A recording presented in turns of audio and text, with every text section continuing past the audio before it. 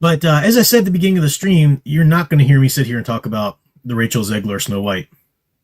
I think the best thing we can do about that is just flat out ignore it, but these channels won't. They will continue to try and make every little red cent they can out of pretending to oppose it, which is just helping it, So, but as I said, even from the beginning of Rachel Zegler's first comments way back when, everybody was saying, how dare her demean the original? And I get that, rightly so, but I hardly find any channels out there at all talking about what made the original so great. What is so special about Snow White, the original fairy tale and the Disney classic? So I wanted to say a little bit about that. Again, you could teach a whole class on this, so I'm not going to cover everything by any means. But before I get into the more of a deeper analysis of the story, it is a fairy tale, and fairy tales are folk tales. Fairy tales are folk tales for children. That's the best way to describe a fairy tale. It's a folk tale for children. And you can go a little bit deeper with your definition of the genre. It's mostly, from old Europe, and why it's got a lot of the European, mythos in it with fairies and creatures of the forest and so forth and so on. But there's folk stories in that they were told and retold and told in so many different versions. That's why if you ever hear somebody say, Disney just bastardized the Grimm fairy tales. They changed it so much and they took out. Just go ahead and slap that person in the face because they're an idiot. And they're an idiot and they deserve whatever kind of jolt of logic might come through your slap in the face. Not really. I'm not actually telling you to go be violent. But that's just the most, pardon my French, but that's just the most dumbass thing you could possibly say. Disney just ruined. They just ruined the Grimm fairy tale. If you know even 2% about what fairy tales are, they're folk tales. The nature of a folk tale is to be told and retold and shaped, and like mythology, shaped by audience feedback, and not shaped, in a way someone might say that the the current, Disney live action crap is, well, what's wrong with that? That's another version. No, that's an agenda driven version. That's not being, that's not listening to feedback from the audience at all. But the Grimm brothers themselves, they went out and found all of these stories. There were many varied versions of these stories when they compiled them into their fairy tales. And the Grimm brothers were staunch Protestants of the time. The Huguenots? Forget exactly. But they were staunch, like Germanish, Protestant of that lineage. So they would cut out a lot of the sex, a lot of the more sensual scenes in the tales, but they'd ramp up the violence, weirdly so, in others. and they even, fairy tales, Grimm brothers even put out different versions within their lifetime. At least one of the brothers did, if I remember correctly. So to take a Grimm fairy tale and adjust it and alter it, for a 1930s American popular fiction audience or whatever, there's nothing wrong with that at all. You might not like it, and that's fine. You might not like some of the changes they made. But to say that's not doing them justice, blah, blah, blah, that's just ridiculous. So get over that. Before we even talk about, some of the, well, maybe this will kind of segue into talking about the appeal of the original story. But you can just, fairy tales, children latch onto fairy tales so much because they deal with struggles that a child recognizes growing up, developing psychologically. They deal with a lot of those struggles in ways that resonate, and the resonance doesn't always make the clearest, most straightforward story. So it's always funny when you get somebody trying to be all clever and like they're all smart, like, why didn't Hansel and Gretel just do this? That's so dumb, blah, blah, blah. Because it's a fairy tale. It's not supposed to be a logical, linear, like, novel, because they have these struggles. So, for example, Snow White, it starts out with the evil queen, whether she's the mother in this version or the stepmother in this version or whatever, jealous of her daughter's beauty. And this is a fairy tale, so it's a very extreme example. And yes, sadly, there probably are, cases in the real world of mothers or stepmothers being that extremely jealous and being that horrible here and there. Trying to thwart their child's development this way or that way because they're jealous of them. But that is a thing. That is a real psychological element that a lot of unhealthy parents have, and to one degree, it's somewhat, you can imagine it's somewhat natural. Let's say a parent has always had these dreams about their life. Let's say a guy, it's the stage mom um, syndrome in a lot of ways, right? The mother always wanted to be a star on stage and get the right singing roles, but she never quite achieved what she wanted to be. So her daughter's going to do it, and she wants to live vicariously through her daughter. But then let's say her daughter actually really does start achieving it. And what does the mother want to do? The mother wants to get in there and control everything because she's jealous on some level, So it's based in a lot of real human psychology. And children, you can imagine a child. I mean, I'm no psychologist, no expert on this, but anybody could imagine a child with a parent that has that kind of jealousy, and the child doesn't understand all the ins and outs of it, but you got a parent who's so psychologically immature or emotionally immature, the child's going to feel those tensions and see it reflected in stories. So it's, things like that. The father in Snow White, in a lot of the tales, the father's not absent. Some of the tellings of Snow White in the past, the father was there, but certainly, especially by the time we get to Disney's film, the father's just not there. He's died, he's whatever, you don't know what's happened to them. But you do have the huntsman, and the huntsman's very much like a stand-in father figure, because the huntsman is commanded by the queen to go out and kill Snow White and bring back her heart and liver or whatever, but he doesn't, so he's kind of like the weaker father figure on the one hand. Oh, yes dear, whatever you want, scared to stand up to the toxic, powerful, dangerous wife, but at the same time loving his daughter, so to speak, so much that he can't quite enact that evil upon her.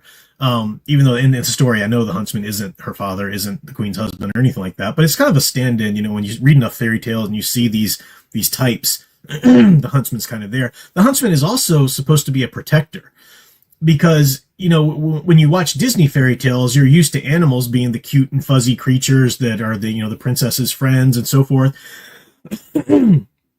And that's a really cool development. It really has a lot to do with the innocence of the young maid, being able to be at peace with nature around her and so forth because of her innocence and whatnot and purity. But in a lot of the fairy tales as they were written, creatures of the forest are dangerous.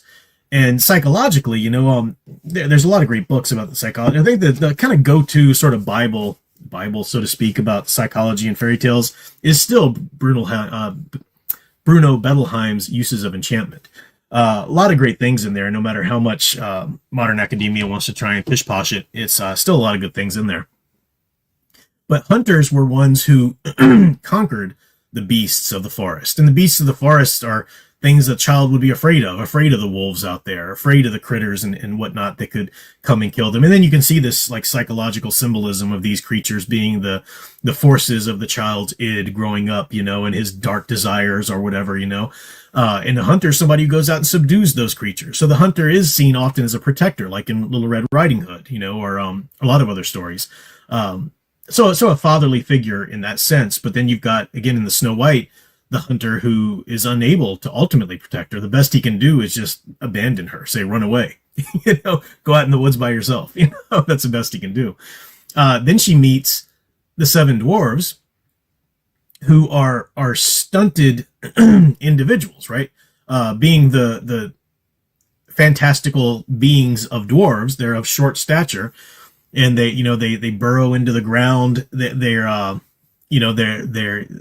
I love that the Disney movie, has them not be very good housekeepers, and then Snow White's the one who brings that domesticity to their life. I like that. In the original fairy tale, it was more that they were the ones who were told her, okay, you can stay here and have room and board, but you need to work. You need to, keep house for us and stuff like that, which is its own sort of level of instruction on growing her up and maturing her and so forth. You're going to get out from under your parents' protection or danger, then you need to work.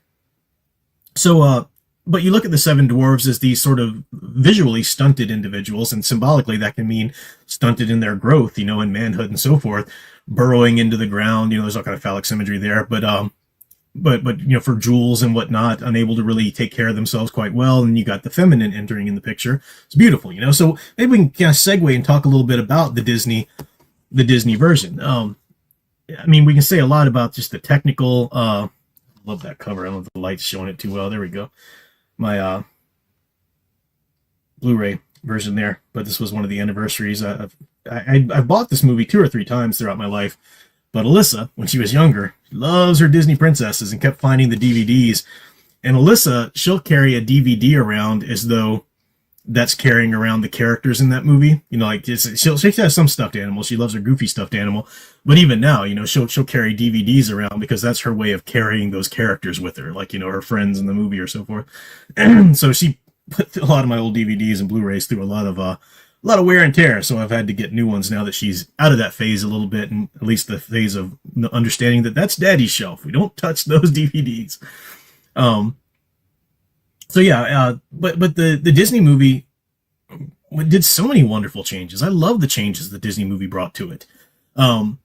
Her being that feminine, maternal, domestic presence to come into the dwarves' lives, kind of helps them, you know, grow up to some degree as well, because in the end, they tried to protect her more. And what is the masculine supposed to do? The masculine is supposed to protect the feminine. That's the masculine genius, you know, serving and protecting the feminine, just as the feminine genius is to cultivate and compassion and give the care, you know, back. Of course, they're not the ones that care for her ultimately. She needs the prince. She needs the one that's, you know, suited for her in that sort of, psychologically, you'd say the Oedipal situation, which everybody kind of giggles when you talk about the Oedipus complex, but it's not what people think it is. I mean, you'll find some, especially older psychoanalysts, you know, trying to push the most extreme version of it. But the basic idea is that any girl or boy growing up with the ultimate end goal of emotionally developing to where they can go out in the world and find their own mate, they're going to look to their father or mother as the first examples of that opposite sex in their lives, right? Not that they love or want to have sex with their mother or father or anything like that, okay? You know, but there's a it's sometimes just called, you know, psychologically speaking, especially in the old psychoanalytic terms, it's called that Oedipal syndrome, when it goes in an unhealthy way, when you're too attached one way or the other. Again, not necessarily that you want to bust out full Oedipus, right? But you've got that aspect there. So her finding protection, as imperfect as it is, in from the huntsman, and then ultimately the dwarves, and then ultimately her prince. You know, it's kind of a full development with that. She's also just a perfect example in the Disney film of 100% pure, innocent purity, the pure feminine. Everything lovely and true and pure about the feminine genius. You know, it's her character. It's wonderful. But she is tempted by her own little bit of vanity in eating the apple. You know, so you do have her own little character arc there. She's not just a bland character who does nothing. She does have to overcome her own little bit. When she succumbs to that apple, you know, from the witches, and in the stories, you know, the witch, even the evil queen, comes to her in a few different guises, trying to, you know, trying to break in or whatever. And she does take the apple, which of course has all these Edenic, you know, the apple in the Garden of Eden apple, even though it wasn't necessarily an apple, but in mythology, that's the way it's been written down. It's, you know, it's vanity. Right? If the Wicked Queen wants to be the fairest of them all, you see Snow White look at that apple and how good it would be. You know, it's the lust of the flesh, right? For the sensuous, you know, sensation of eating that beautiful, lovely, tasty apple and so forth. So she has her own little arc. It's a great film. Dr. Y, good to see you there for $5. Said, you talking about detractors of Disney's versions reminds me of what Tolkien and Lewis thought of the film. Glad you brought that up. As much as I dearly love J.R.R. Tolkien and C.S. Lewis, I mean, they're my heroes in a lot of ways for a lot of the great things they did. They just devolved into curmudgeonly old farts when it came to Snow White. Those aren't dwarves. They can't do dwarves like that. They just they were the perfect example of how even the smartest and the wisest and the most talented people can just devolve into the grumpy old Muppets. I mean, that's really what they were. I mean, you know, Lewis and Tolkien just became the grumpy old Muppets when Snow White came out. And I can't imagine that there wasn't a little bit of jealousy in there, that Disney was the new thing. I mean, when this movie hit, everybody laughed. They laughed that Disney was doing a feature-length animated film that had never been done. Animation was for kids. That was it was a cutesy little trick of the filmmaking process that you could do, whatever, but that was just whatever. Play that before a proper movie. No, everybody thought this movie was going to be garbage, and even the most ardent critics went to go see Snow White and the Seven Dwarfs and were blown away by the sheer beauty of it. I was watching a little bit of it before this stream just to make sure that I had, you know, some of the parts of the intro right, And Sound Engraver came over and entered the room while I was watching it. And we were both just sitting there staring at it. It's so gorgeous. I will watch this any day over any recent animated Disney film. It's magical. It really is. It's the heart of what Disney truly was, and it's an example of everything they've completely and utterly lost and fallen from. Even with the older, look of it or whatever. I would, please go back to using those older techniques. They were brilliant, So the movie was so popular that I'm sure Tolkien and Lewis were a little miffed about that, maybe. I don't know. But again, love Tolkien and Lewis. You'll never hear me say a bad thing about them. But yeah, they were straight up grumpy old farts talking when it comes to their thoughts on Snow White.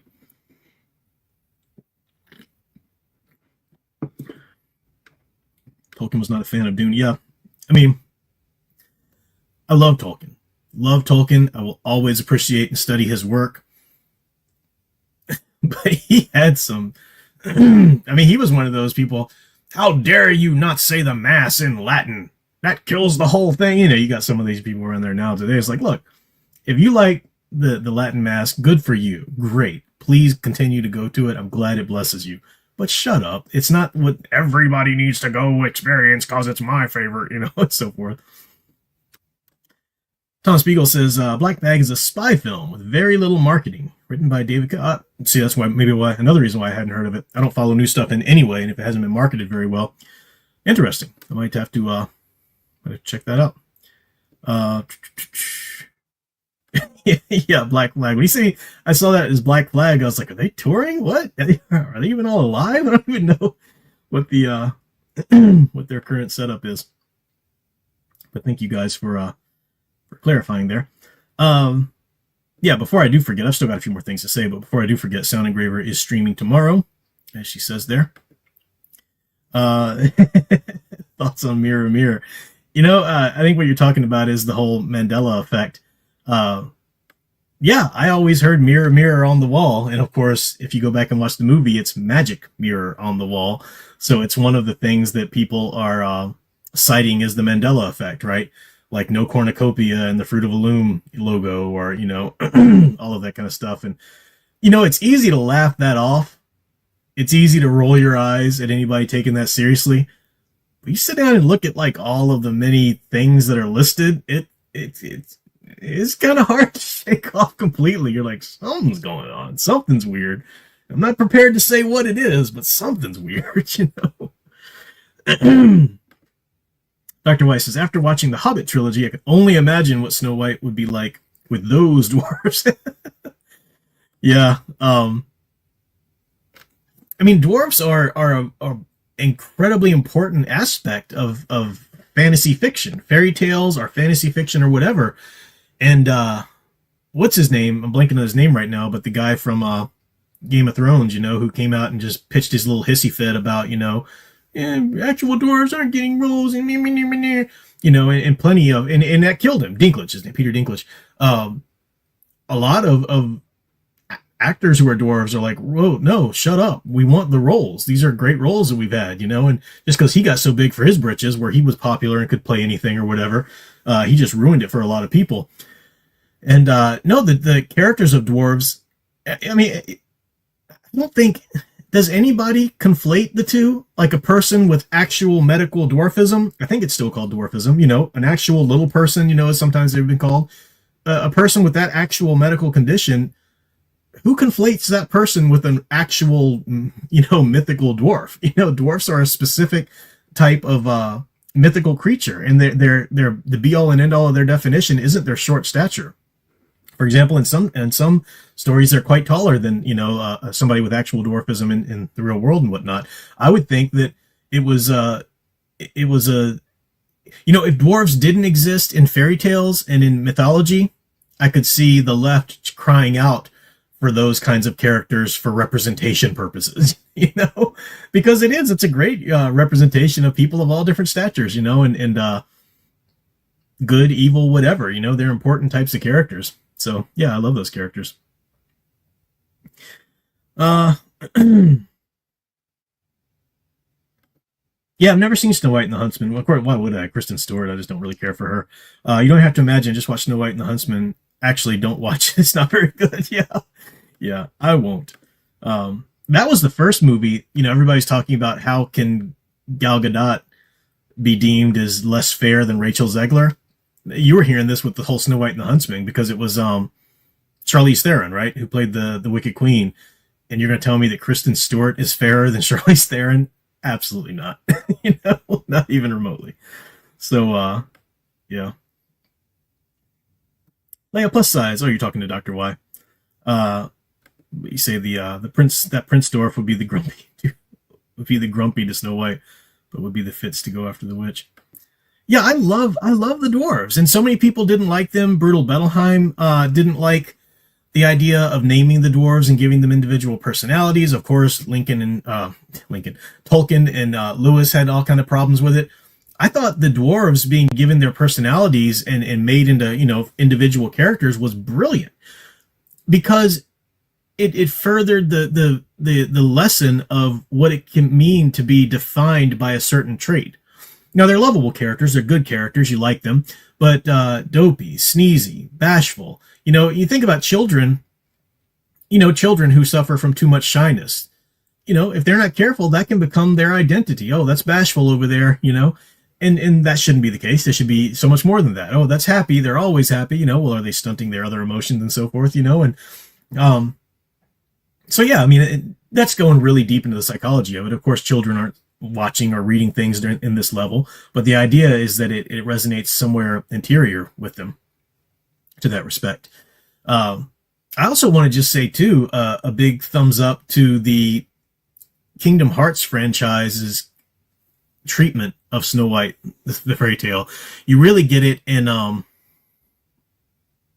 crap, I'm just blanking on so many things. What's the Kingdom Hearts game with Birth by Sleep. That's the one.